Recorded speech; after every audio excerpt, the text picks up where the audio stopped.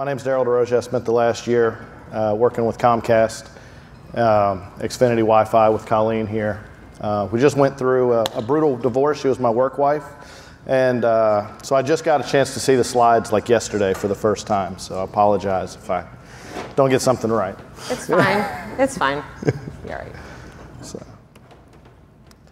So what are we trying to do? We're trying to get Wi-Fi to be seamless, more like cellular, right? So how do we get there? And where are we today? So hopefully I'll be able to provide a little bit of history, and it's nothing that isn't well known, and some of the problems that we've got to get the user experience to be truly seamless. So from a cellular standpoint, it's a macro network, and the network was designed for large coverage areas. And on top of that, the handoffs are controlled by the base station. Wi-Fi was not designed like that. And the expectations continue to evolve and change. The technology itself is not. If you want to connect to a cellular network, you're going to use their hardware. You know, you're going to have a approved AT&T, if your carrier's AT&T or Verizon, Sprint. They're going to have their firmware on your hardware tested, make sure that it roams properly. On Wi-Fi, the clients make those decisions, right? Whether or not they're going to roam. And as much as Aruba and Cisco and Ruckus would like to force the behavior, at the end of the day, the client still has a lot of control over what it's going to do.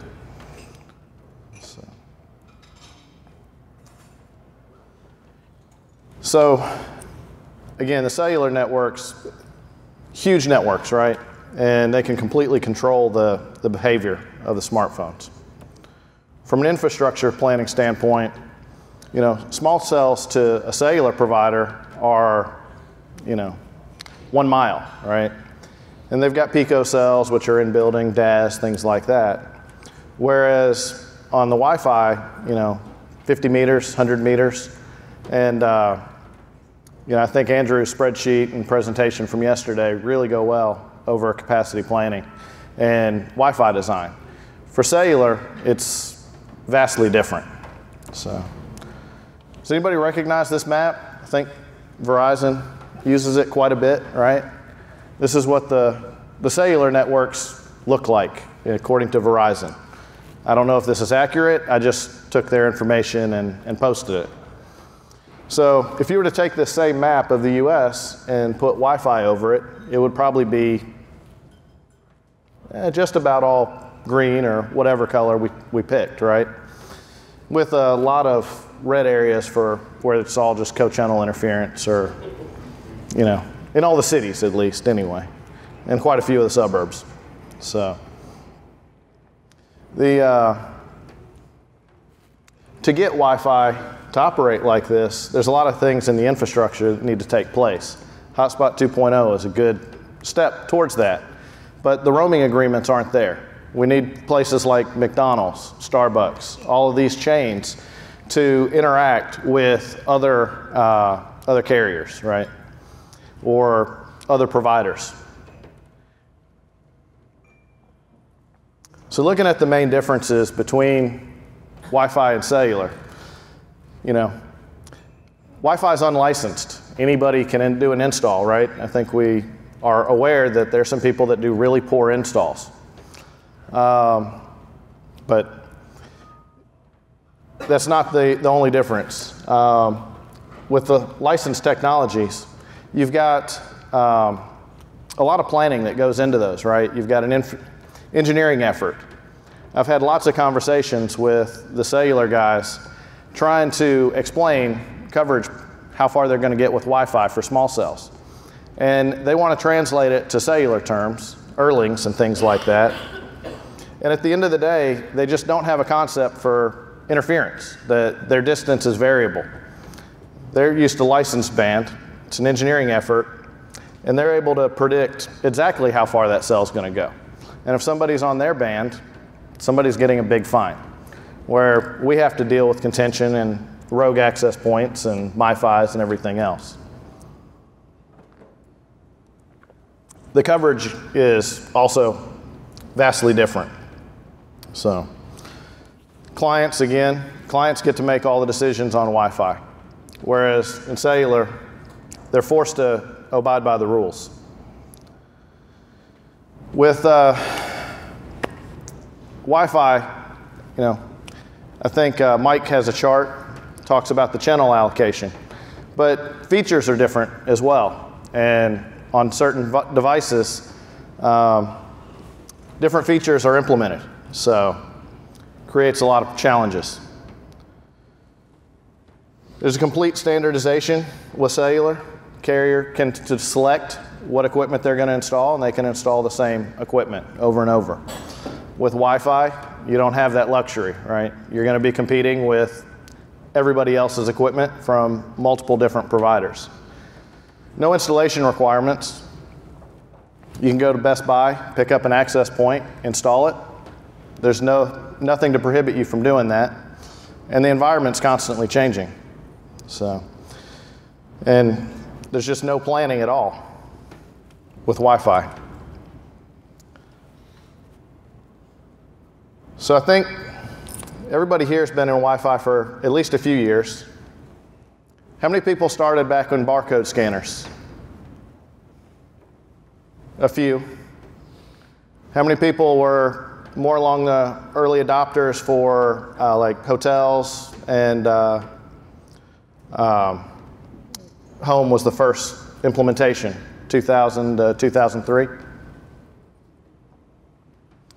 And then I think McDonald's, Starbucks, companies like that kind of went full bore between 2000 and 2005, and then everybody else had to play catch up, right? And it really just exploded the industry. So everybody was installing Wi-Fi from, I don't know, about 2005, 2006 to 2009. Enterprises were going from we're going to cover the conference rooms to we're going to cover the whole thing. The demand changed as well. I remember working for Hilton in 2003, and the prediction was we'll never see more than 10% of the guest rooms use Wi-Fi. We designed and built networks based on that. In 3 years, we had to throw everything out that we had done. The take rate had gone to 60%. Now, last I saw, it was somewhere around 150 to 200%. People are carrying multiple devices with them and connecting them to the network. So, enterprises are also, it's now the lifeblood, right? You have to have working Wi-Fi.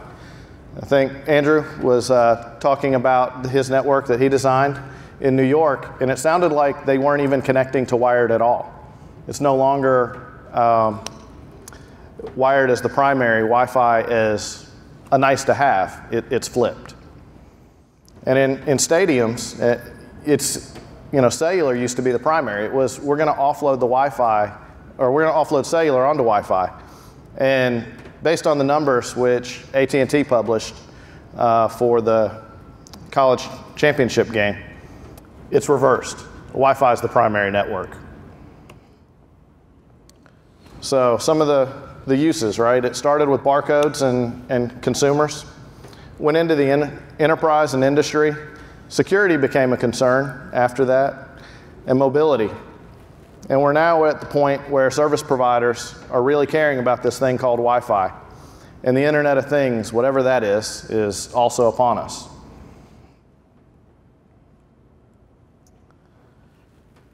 So we've got limits with Wi-Fi, right?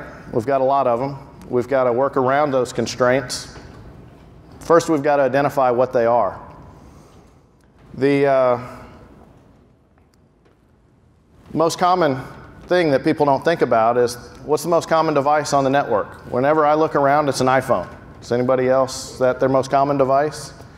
It was a consumer device, right? It was never meant to be thrown into a stadium, thrown into an enterprise.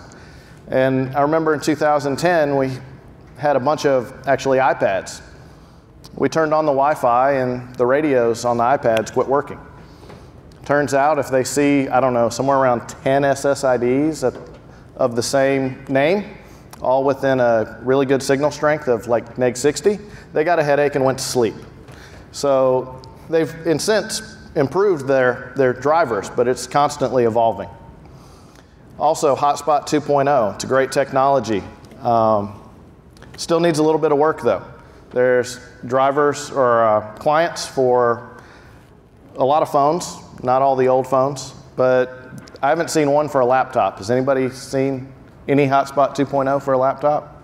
Hey. Dave, you have? macOS. macOS has it? Yeah. So, but before that can be widely used, everybody's got to adopt it, right? So. I think they should too. macOS would be a great adoption for everybody. And when I look at the data on the networks that I've supported, Apple's 70% a lot of times of the MAC addresses that we see on the network. So how popular is Wi-Fi? In 2010, AT&T published this. I asked again before this if I could get an updated copy, and Kevin told me no. So I blame him entirely for old data here. But how quickly did they get to 1 billion connections? You can kind of see the growth here. It took a really long time in 2008 for them to get anywhere near those numbers of connections. 2009, 2010, they hit 1 billion connections in, if I remember correctly, about a month. Unfortunately, I can't read the chart very well on here. But the connections are growing. Comcast did a study and found that Wi-Fi to businesses is more important than any other amenity they can give. Specifically chocolate. Everybody loves chocolate, right? But the businesses are more likely to see an increase in sales. They're more likely to see return customers.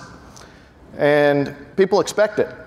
I was talking with somebody a couple weeks ago, and people under 25, they don't even know what Ethernet is, right?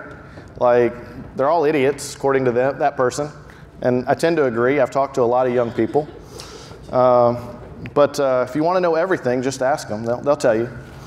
But they have no concept of Ethernet and just have an expectation that everything's going to work. The college championship game, I think the Super Bowl numbers were released last night. I didn't get a chance to review them. 4.9 terabytes of data over the Wi-Fi network, when 6 terabytes of data total were transferred out of the stadium from AT&T. Think about that. And I'm just reading the report, Mobile Sports Report. AT&T has it on their blog. I'm assuming the numbers are accurate. But that's no longer an offload option. That's the primary network. When you look at the other networks, I think Chuck had quite a bit of examples as well with Levi's. You're hauling a lot of data out via Wi-Fi.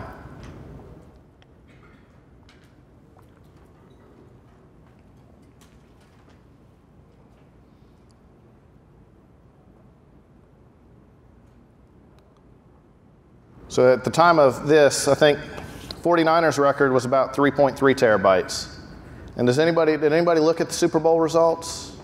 I think they broke 6 terabytes, if I remember right, give or take, this year. So, challenges. Our devices are still challenged. They don't all support roaming the same way. I think Peter had a great example running around, right? You kind of got to see some drops and things like that.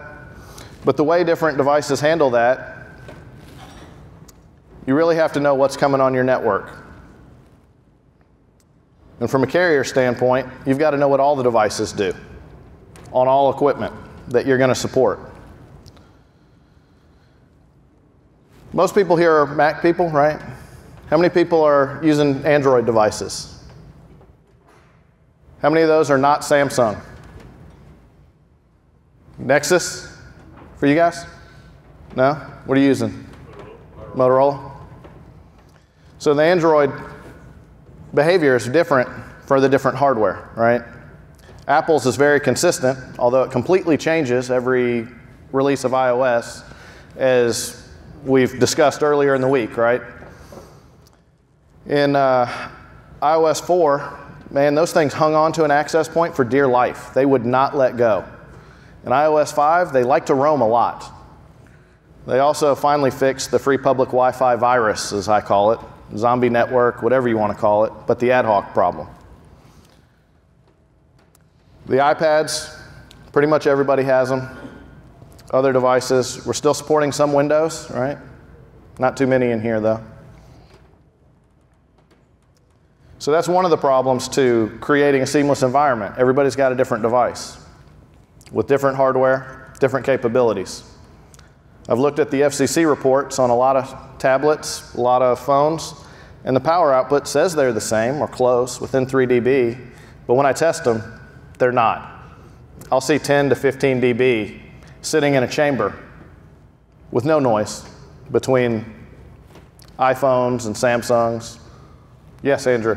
Quick question, maybe you could help clarify since you do a lot of the FCC research like I do. Yes. The FCC, those specs that they publish on devices are the worst case scenario for the device, which is what they certify against, correct? Maximum power output is what's on the FCC report. So what's the best they can do, right? Or the worst from an emissions standpoint. Yes, worst emissions, correct, yes. Can you repeat that for the video? Yeah, the question was what is in the FCC reports, and it's their highest transmit power possible. So it is what's the worst damage they're going to do to the airtime, all right, or to the environment. So, but when I put them both in a chamber, you know, side by side, the antennas are the same way. I'm seeing a drastic difference in performance or signal strength received. So, and if you want to know which one's greater, I'll tell you afterwards. So, also, if you're trying to make it completely seamless, we've got scale problems. I think Colleen talked a little bit about that during the 10 talk. But managing 1 million APs of any type is difficult. I'm not aware of any controller that can get that high in count. And then you've got to have a whole data center to operate it if you do, right? So, Andrew, did you have a question? I was waiting for you to say bottleneck. Oh. You've always got somewhere that's gonna prohibit you from being able to get there, right? So, what can you do about it, right? We've got to have better technologies, but monitoring it all, I think you would take a room of airwave servers just to monitor, you know, 49ers, right? I think when Chuck showed the chart, or the MDF, he had 6 in there, if I remember right. So, I mean, that's a lot of processing power when you're trying to scale well past that, especially trying to cover the nation. Yes? I do have one real question on this.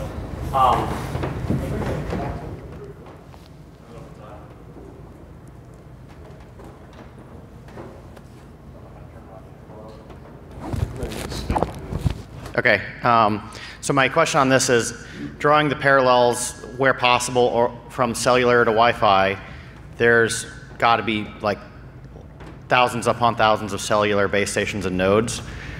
Can we learn from how they manage their nodes to understand how we need to manage these large-scale Wi-Fi networks? So the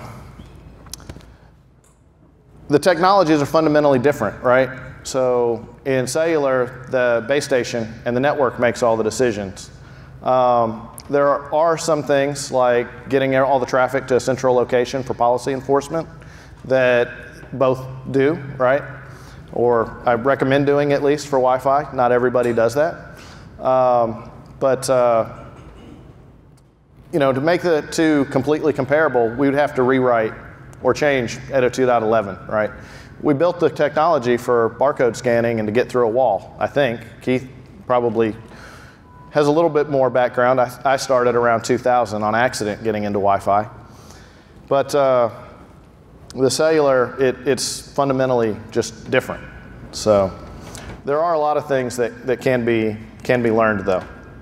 At Comcast, we brought all the data back to regional POPs, right, or locations, data centers, so that we could do policy enforcement there. So we'd have 1 million, 2 million access points coming to one location. which helps with the next challenge, handoffs, right? Handoffs is a huge problem for making Wi-Fi seamless. That client, it likes to stick to that access point, right? We've got to have more intelligence in the clients in order to make it seamless. When I lived in Philadelphia, I rode a train to work every day. And there's a couple SSIDs that are really popular now. AT&T Wi-Fi, Xfinity Wi-Fi, cable Wi-Fi. Well, my phone would see those while I'm on the train, and it would try to connect. Well, that's great if I was stationary. Unfortunately, I'm going about 50 miles an hour, and by the time I get an IP address on that network, I can no longer communicate with it. So the Hotspot 2.0, while it's great for getting authenticated, it takes too long to do that handoff and to do that initial connection. I may have had Wi-Fi connectivity the entire way, but I wouldn't have had an IP address or been able to communicate. The transitions with cellular are much more graceful. So we've got expectations, right? So I think I've heard we want it fast, we want it free, and we want it secure, right?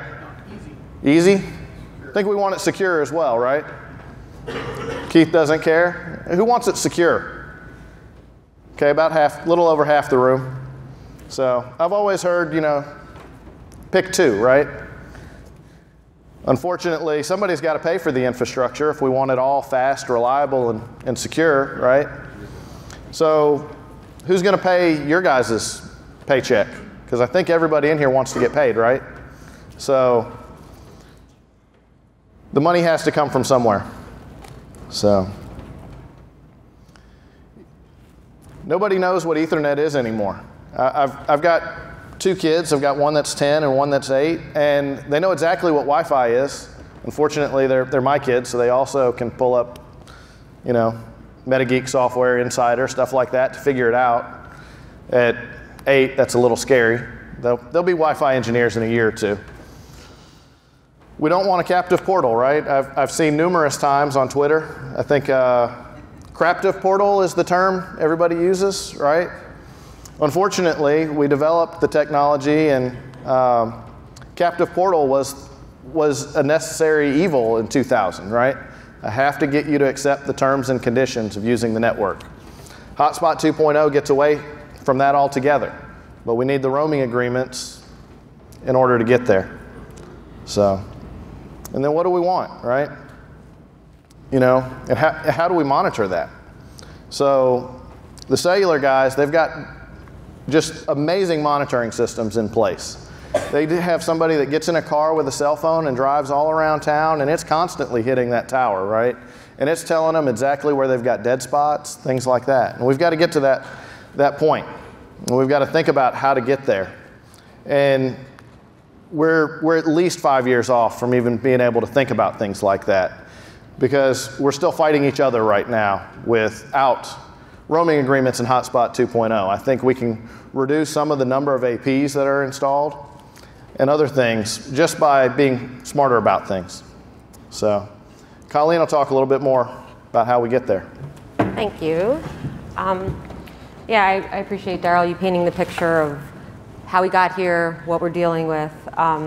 So what I'm hoping to do is set a little bit of light on what we're doing from a service provider standpoint on trying to make this seamless. And the easiest way I could think about approaching this to tackle this problem is to not do the fast, free, and easy thing, but to basically do it into 5 main pieces. So a large coverage footprint, good throughput and speeds, security, reliability, and ease of use. I think they're all key. They're not easy to do, even though one of them is ease of use.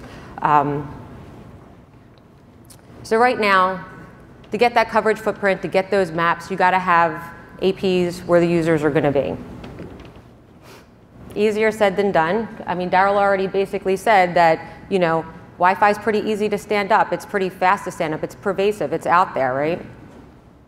So what we're doing from a carrier standpoint is we are taking these communications across many different verticals.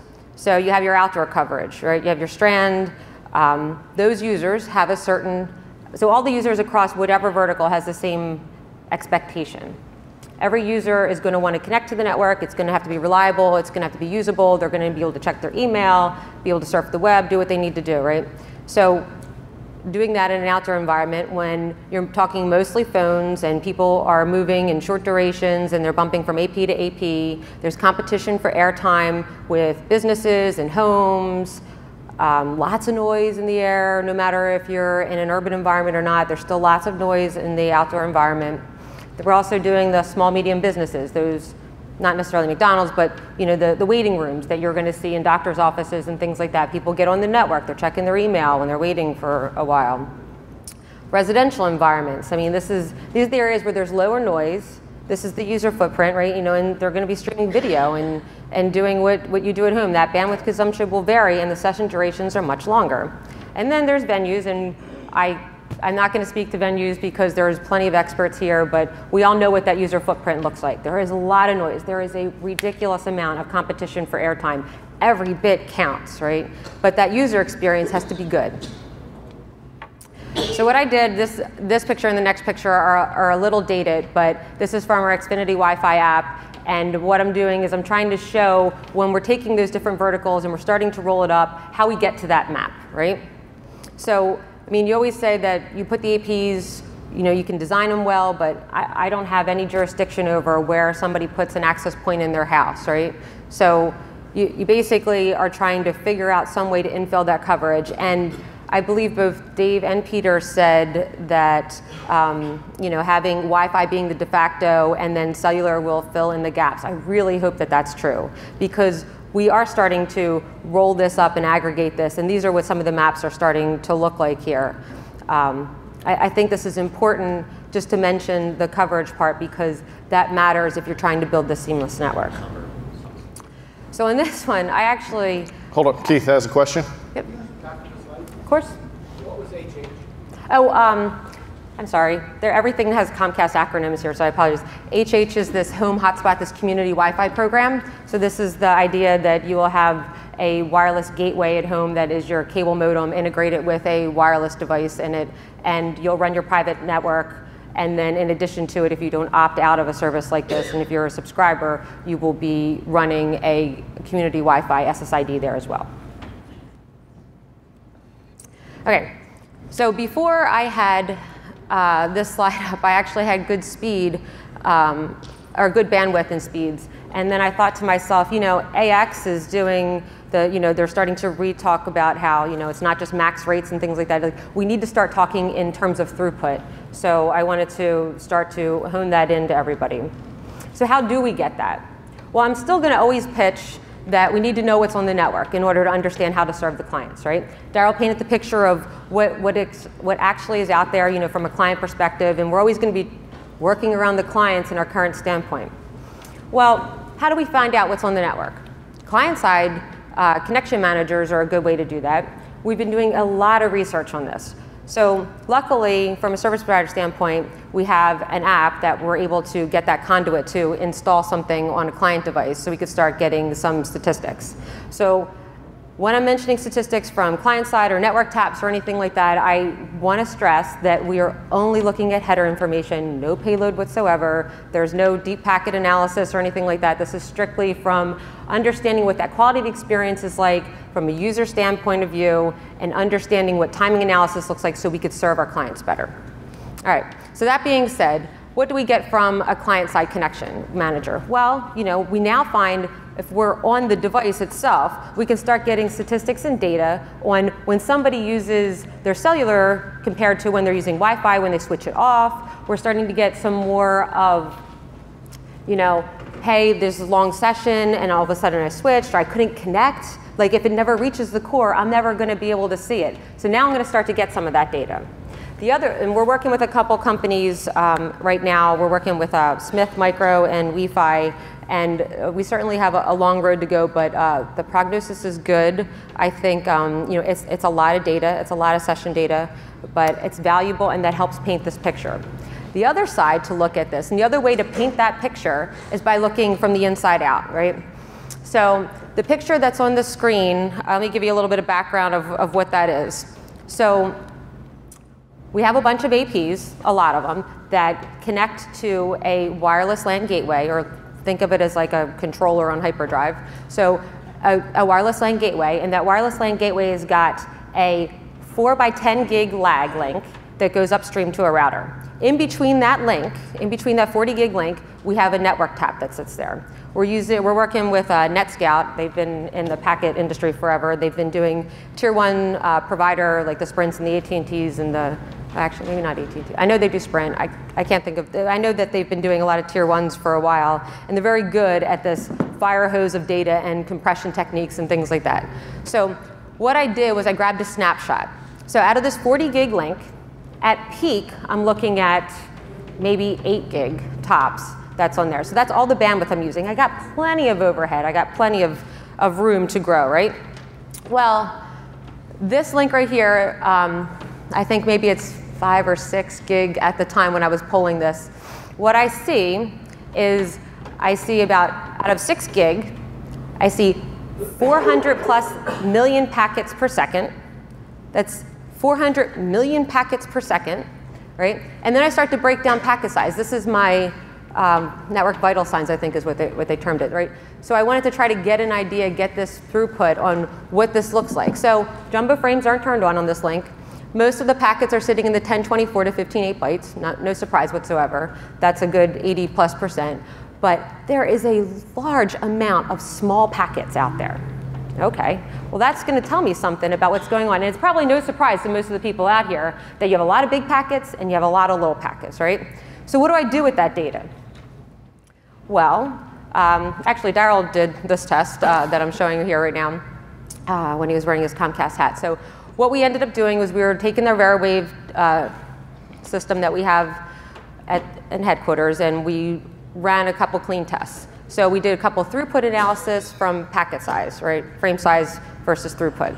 So the blue line indicates your theoretical limit that goes along the way, and the red line indicates where the test's performing and how I'm getting my throughputs, right? So we tried to do our diligence and try to understand how these devices are going to perform from what we see in the real world, right? The whole point is to model what we're doing in production, in the lab, so we understand as best as we possibly can how this code or how this device is going to perform in the field, right? I mean, you're only as good as your model. So large packets, yeah, it looks pretty good, and that's the majority of our traffic. That's not so bad. The device doesn't perform well at all when we're starting to deal with the smaller packets. You know, given the packet distribution showed earlier, I think packet aggregation is extremely important, and a packet processing and packets per second really, really matters. So this is data and this is information that we kind of feed back to our hardware vendors. We try to work before we put something out in the field if we know that there's a large majority of traffic out there that will not perform well. So this is the kind of data, and I really hope that the hardware vendors are listening or they're online, because this really matters. Please take note. Okay. Some of you said that you wanted secure. I wanted secure. So let me kind of go through a little bit of that. Captive portal. So it is less than ideal. I do not want users to enter their username and password in. No, that is not what I want to do. You do need to be accountable for your users. You have IP space out there, right? And you need to know who is on your network. You need to authenticate them somehow. Let me throw a number out to you. 500 million hits on our captive portal per day. Does that sound like that service can go away anytime soon? So it's a lot. I would like to get rid of this. Later on this year, we're going to start trialing 802.1x. Most of you have been running 802.1x for quite some time. It's great. I've run it on enterprise networks for a long time. Back early adopter. So it was bleeding early in the beginning, but now it's getting a lot better. So just, you know, to go through some of the basic steps. So the user authenticates first in 802.1x, right? So that starts with the supplicant making an EAP-start message to the access point. The access point goes to authentication server. There'll be the 4-way handshake. Upon successful authentication, the client will associate to the SSID in an encrypted fashion, get a DHCP address, and use the network. Great. So the other point, and somebody mentioned it already here, is actually a couple people I think mentioned EduRoom. So this idea of federated access, right? So I get an authentication request. Now I'm able to farm that off by looking at the domain or the realm to another Radius server that is in my federation. I know who, I'm going to authenticate you because somebody else can vouch for you. You know who you are, or I know who you are because somebody else can vouch for you, and you're able to use the network and able to use my resources. Depending upon agreements, it matters for what you're going to do for accounting records and so on. We can get into that a little bit later. But it's a good idea. But what if you're not part of that federation? I would love to have EduRoom credentials to be able to use that. Well, there's a lot of buzz on Hotspot 2.0. And I think this is a really, really good step. And I'm not going to get into how this, how Hotspot 2.0 works in general. I'm sure most of the people are pretty familiar with it. I think the important thing that I want to stress, because this is the part, like the magic happens in network selection, right? If we're talking about making this seamless and making this more like a cellular network, I don't want to choose my network. I mean, yeah, great that there's 400 different networks that I could choose from. I don't want to see that. I don't want my mom to see that. I don't want anyone to see where they have to sit down and choose whichever network they're on.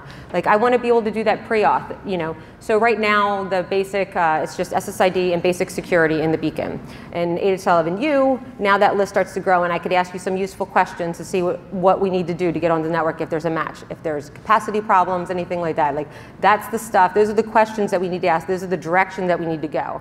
And then after that, it's just business as usual, HSO and XAuth. I believe Peter also mentioned, it's EAP-SIM, EAP-AKA, AK-Prime, TLS, TTLS, and Dave also mentioned that, getting that onboarding part with version 2.0 or version 2, there's now going to be the PKI infrastructure to be able to get those users onboarded in a more secure fashion.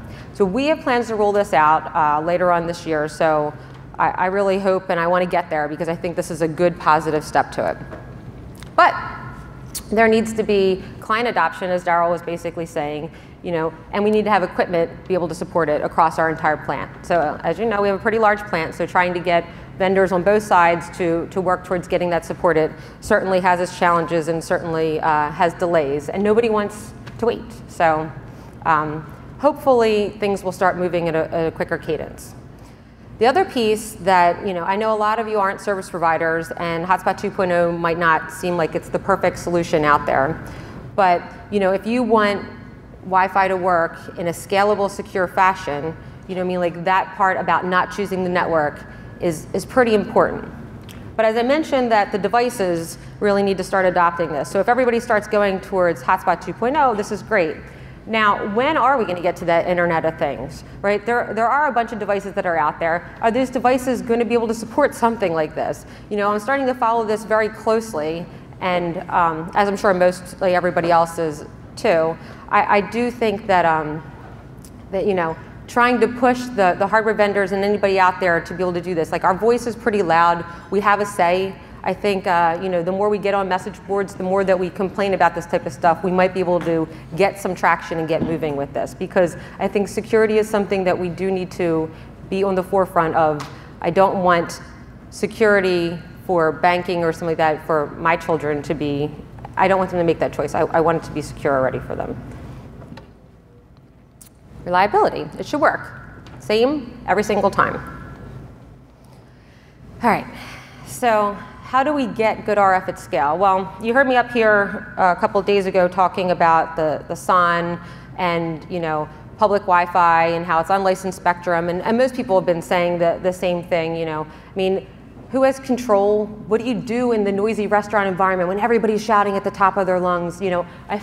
Darrell can vouch, and we've had many arguments at headquarters, not between us, we're on the same page, but, and I'm sure most of you are, but people would just be like, well, we can't do anything to control what else is out there, so we just gotta blast everything at max power. I'm like, no! I'm like, I don't want to shout at the top of my lungs if I know this is going to be a bad experience. That is not what I want to do, right?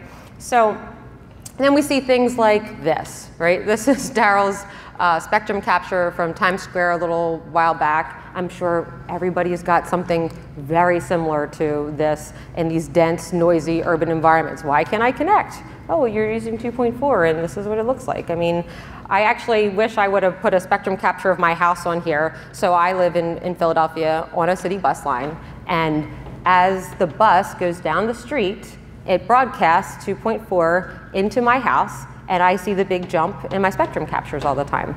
Super. Comes and goes. There's nothing I could do about it, and then it'll go away. But you know, that eats up channel contention in my area. But I think the most important thing, if we're going to think about it, and everybody's been touching on this a little bit, is the case for mobility. That number up there, that's absolutely true. I see 40 to 60% of all my sessions on my gateways to be defined as a mobility event. And this isn't talking just outdoor stuff. I've had some gateways that are isolated to just this home hotspot idea, where it's 40 to 60% are defined as a mobility event. That is an astounding number, right? The need for those transitions for secure Wi-Fi on a controller and controllerless environment is very important, and it's key to making this happen. So the two cases that I want to bring up that are kind of illustrated on the board, so I'm not going to run, not in these boots, down the hall like Peter did, where he was basically going from AP to AP, right? And you kind of saw how that looked and how bad that was, right? And that's awesome. But that illustrates it. I mean, I take Amtrak every now and then. That's not good. I take the train quite often. It's not good going from AP to AP. Walking down the street, same thing, going from AP to AP. That's not a good case. The other one that I've seen for years is I used to operate a network on a college campus, is when students would sit by a window in either a high rise or whatever, and then they would basically oscillate back and forth between two APs in two different buildings. And while if it's on the same controller, it's not a good experience, but it's not so bad. But if you start tying in H71X and you start tying in some key caching type things, that starts to get really hairy, right? I do not want that to be the case, right? That is less than ideal for us to have to deal with, somebody sitting there and then they get an IP address and they have to get another IP address and they're ping-ponging back and forth. So when I start looking at like 3 million sessions and I start seeing that 1.6 million of them are defined as a mobility event, I would love to figure out a way on how I can figure out when it's the first case of the ping-ponging and when it's the case when somebody's just basically going down the street from AP to AP. In fact, it was quite interesting. On Halloween, I actually should have tried to grab a snapshot of that, but I think the data was too old. But I remember looking a couple days after Halloween, like, oh my goodness, like I couldn't get over the amount of mobility events that were happening from all of the people walking with their phones in their pockets, trick-or-treating, going up and down the streets. I mean, it was astounding to see what those numbers look like. Yep, sure. Hey, Andrew, can you throw the box? You mentioned oscillating between kind of two buildings. I'm wondering how much of your mobility issue is oscillating within the same building, right? Because your home hotspots are typically defined for a 2,500 square foot house, right? You then put those in an 800 square foot apartment and surround them by other 800 square foot apartments that also have routers with APs in them that are designed to cover a 2,500 square foot house. Absolutely. So even for non-aggressive clients, I'm going to see just a ton of things, and they're probably all on the same channel, especially at 2.4. Absolutely, absolutely, yes. Very good, very good point.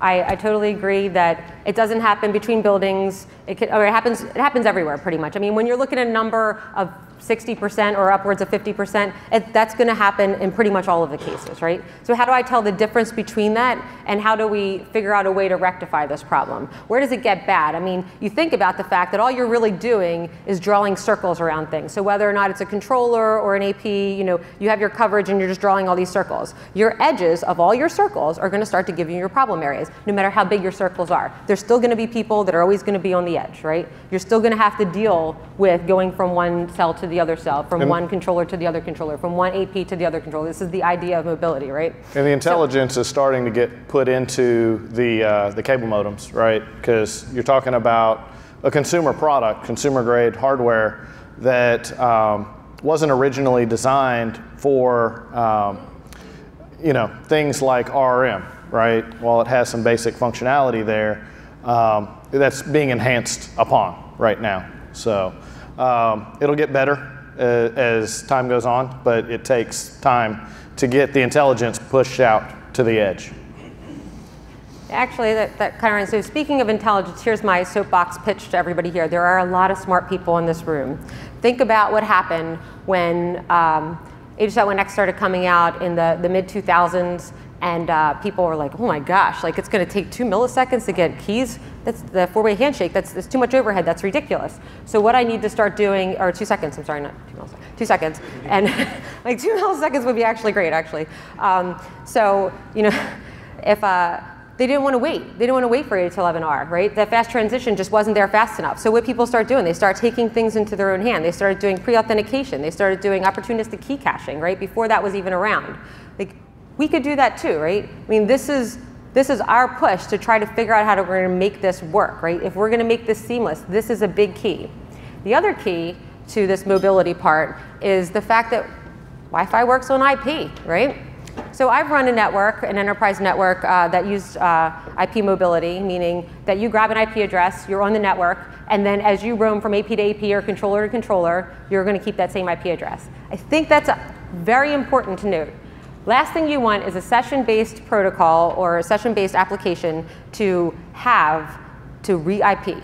That is a bad user experience. I've had discussions with some people here at depth about, you know, what happens, because I actually had pretty good success at an enterprise level doing that, and I fought really hard, and people, you know, when I had problems with code and vendors would say, well, maybe if you turn off IP mobility, I'm like, I don't want to turn that off. I don't think that's the goal at the end of it. You know, if I turn that off, I'm basically just masking a problem. We need to fix the code and kind of move on. I do not want to diminish that user experience because this is part of it. And I think we only had, when I did the numbers, this was a while back, this was probably like 3 years ago. When I did the numbers, it was probably only 4 to 5% of my sessions basically were in a foreign agent or something like that along the way and using mobile IP. But I do think that as coverage got more and more pervasive, it was important to have that in place. That mechanism's there for a reason. Now, where it got hairy and where I was fighting tooth and nails was in the fact that, hey, you know, we want to be in the forefront, we want to do our diligence as operators, and we wanted to try to roll out with dual stack clients. That with mobile IP in a controller environment really needed some work a couple of years ago. I haven't really followed it that much to see if it still does. I imagine it still has its challenges when I try to wrap my head around having the same v6 and v4 address, whether it's Slack or DHCP v6, or you know, and then if it's NATed, you know, all the way through, like that starts to get a little hairy, and it is difficult to try to manage and manage well at scale. But this is stuff that we need to be thinking about in order to make this easy. So, how to monitor? Well, the two things that I mentioned earlier start to paint a pretty good picture, right? If I have something on the client side, even not every client, but if I have a sampling, maybe even 2%, that gives me a good indication of what's going on the client side. Not every AP, but what I'm trying to do, and what we're trying to do as a service provider, you know, is we are trying to take a page from the question earlier about, you know, what are the cellular industry doing? How are they basically understanding what their coverage looks like and understanding what that user experience looks like? How do you tell that good experience from a bad experience? So one of the things that we started doing was, okay, let's break this down. If we have network tap and we have some analysis, let's figure out how we monitor this and how we get this there. So, you know, we have a whole bunch of synthetic type clients that are out there, but that's only going to really tell me what the infrastructure is doing. That doesn't really explain to me what that user experience looks like. How do I tell what that good user experience looks like? How do I tell when somebody's sitting there spinning, you know? So we started trying to do some timing analysis, you know, from the first packet that you see that comes onto the network, where you're grabbing a DHCP address, all the way down to, you know, your first 200 OK coming back from your first website or something like that. Doing that timing analysis from the southbound down, that starts to paint that picture from the core on the way out on what that looks like. And I implore you all that as we start growing bigger and bigger, looking from the inside out is a good way to start trying to figure out how to do this. And we all should be putting those glasses on and looking at that, because that is going to help us paint this picture without having to be on the ground. I mean, we are not going to be able to be everywhere. We're not going to be able to be on the ground and understand what that user experience is and running from place to place and doing all that type of stuff. We need good mechanisms and good understanding on what that user experience looks like, where you can monitor it, where you can automate that. That's what really counts and what would really help us. I mean, self-healing's the pie in the sky too, right? So that's what we need to understand, and these are the questions that we need to ask ourselves when we're starting to put Wi-Fi out there. Easy. this is going to be the shortest section, okay? As we've had this debate, so Darrell kept saying it was the rule of 8. So I'm like, the rule of 8s? And when he told me what it was, I said, no, it has to be the rule of 6s. So can my 6-year-old daughter use the service? Can my 6-year-old mother use the service? And can I use it after 6 beers? So it needs to be that easy. I mean, he said 8 at first, and I was like, I can't do anything after 8 beers. So I figured we should at least like level set the playing field and put that down there. So, I mean, what we want to say in summary, and I want to open up a dialogue, and I'm hoping that people will start to, think about what we're talking about here. And hopefully, I mean, people have been talking about this and setting the stage the entire week. And I think this is great because I think we're on the same page, and this is really good steps. But if we're doing our jobs right, the network should just be invisible, right? It should work. It should work the same every single time. That's easy to say, but now it's up for us to do this. So, thank you. Yep. That box. So I'm going to play devil's advocate here for a minute. So if I understand this correctly, if I'm a Comcast Infinity customer and you supply me with a cable modem gateway, not only do I have my own personal SSID, you're broadcasting a public SSID that can be used as a hotspot. Is that correct? That is correct. Okay, so all the talks here and going back to Devin's comment on 2.4 is dead, isn't Comcast contributing to all of the interference and the death of 2.4? Because you have a device out there, you stated that it was a consumer grade device. From what I've experienced, they're all broadcasting at full power. They're all broadcasting on what we would call the non-traditional channels, because I see them on 2 and 7 and 4. So aren't you guys just contributing to the problem rather than trying to solve the problem? So you can't control what's out there necessarily. There are a bunch of Linksys devices out there. There's a whole bunch.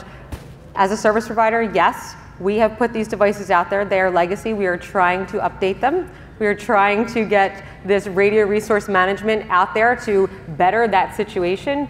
But yes, you're absolutely right. This is something that we're trying to work to get better. And I think Stoney was talking about the article that said pick which channel that's not used, right?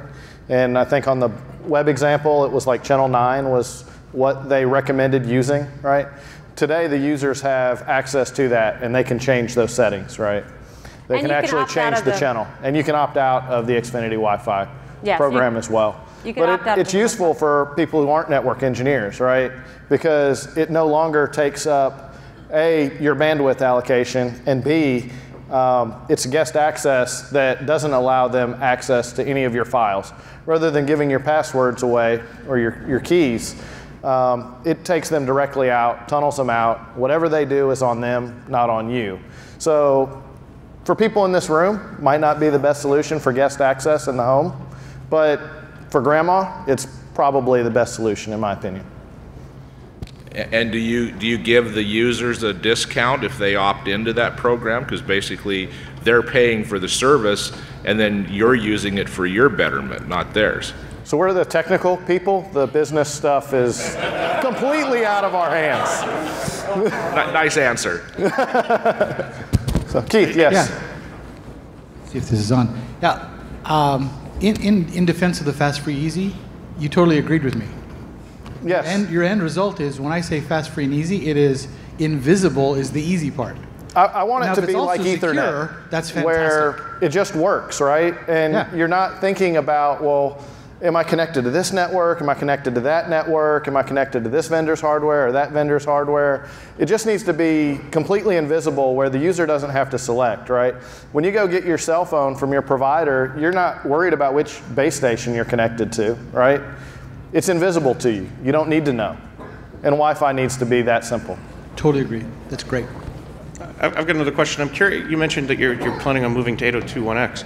How are you going to get millions of consumer devices to have the credentials to actually log on those networks without actually having to log in? So luckily, we have 500 million hits per day on our captive portal. So it's a pretty good conduit to get that supplicant out there, right? So that's one way. Another way could be something like in-browser notifications. Another way could be the app that I basically pulled up there to be able to have some links in there to be able to download supplicants. So we're working with vendors, and that's actually the short straw. We're pretty close to getting that rolled out in trials for that. So, so stay tuned. And it wouldn't be different types of credentials. It would be your same username and account if you're a subscriber already. All right. I think we're out of time, Keith. Yes. All right. Thank you very much. We'll be here the rest of today. If you have any other questions, find us.